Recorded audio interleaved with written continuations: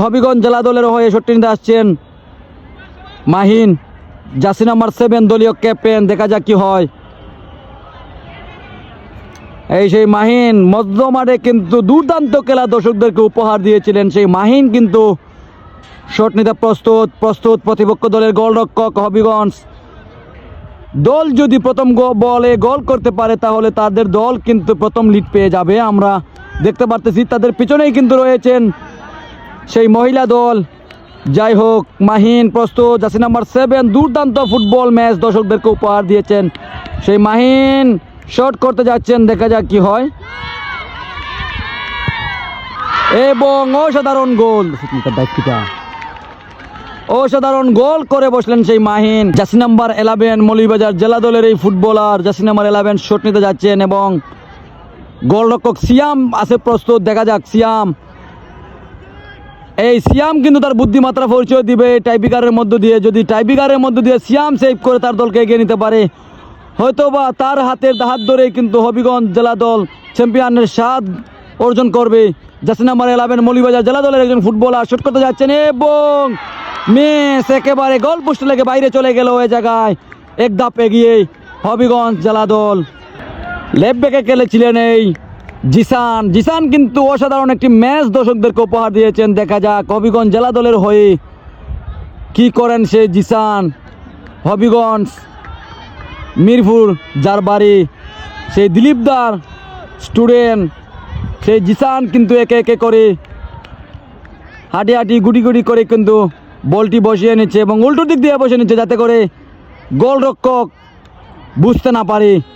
এবং জিসান প্রস্তুত গোলীয় গোলরক্ষক। দেখা যাক কে কার কি করতে পারে না করতে পারে। দেখা যাক জিসান শট করতে যাচ্ছেন জিসান এবং দেখে শুনে একেবারে বুদ্ধিমাত্রার পরিচয় দিলেন জিসান। অসাধারণ একটি গোল করে বসলেন জিসান। দলের হয়ে দ্বিতীয় শটটি নিতে আসছেন Moulvibazar jersey number 2 stopper back খেলেছিলেন এবং 2 শটে 2 গোল হবিগঞ্জ জেলা দল এবং 2 শট রানিং মৌলভীবাজার জেলা দল। দেখা যাক কি হয়। জার্সি নাম্বার 2 প্রস্তুত মৌলভীবাজার জেলা দল এবং প্রস্তুত সিয়াম হবিগঞ্জের এই কৃতি সন্তান প্রস্তুত কিন্তু রয়েছে এবং সিয়াম বুঝতে পারেনি, বল চলে যায় একেবারে পকেট দিয়ে জালের ভিতরে। খুব সুন্দর একটি গোল আমরা দেখতে। 6 হবিগঞ্জ জেলা দলের এই ফুটবলার খুব ভালো ফুটবল খেলা দর্শকদেরকে উপহার দিয়ে আছেন এবং প্রস্তুত প্রতিপক্ষ দলের গোলরক্ষক এবং জার্সি নাম্বার 6 শট করতে যাচ্ছেন এবং অসাধারণ গোল। অল্পের জন্য সেভ হলো না, বলটি কিন্তু হাতে লেগেছিল। যাই হোক 3 শট করে 3টি গোল করতে সক্ষম হয়েছেন হবিগঞ্জ জেলা দল। এবং প্রস্তুত মৌলভীবাজার জেলা দলের এই ফুটবলার জার্সি নাম্বার 9 খুব সুন্দর ফুটবল খেলা দর্শকদেরকে উপহার দিয়েছেন। বালক 17 প্রতিপক্ষ দলের সিয়াম আছেন প্রস্তুত এবং বাহিরে অসাধারণ একটি ডান্স আমরা দেখতে পেলাম। অসাধারণ ডান্স সেই ভাইরাল ডান্স হয়তো হতে পারে যদি আপনারা একটু সাহায্য সহযোগিতা করেন, সেটা বেশি করে শেয়ার করেন, সেটা ভাইরাল ডান্স হতে পারে।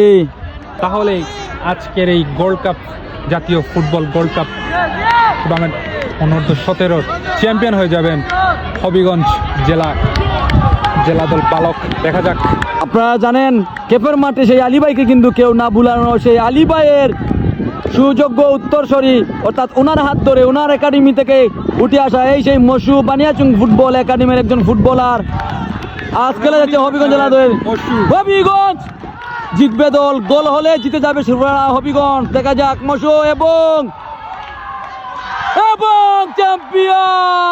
Champion Habiganj, champion Habiganj, champion Rubel বাহিনী, চ্যাম্পিয়ন চল বলতে পারি চ্যাম্পিয়ন।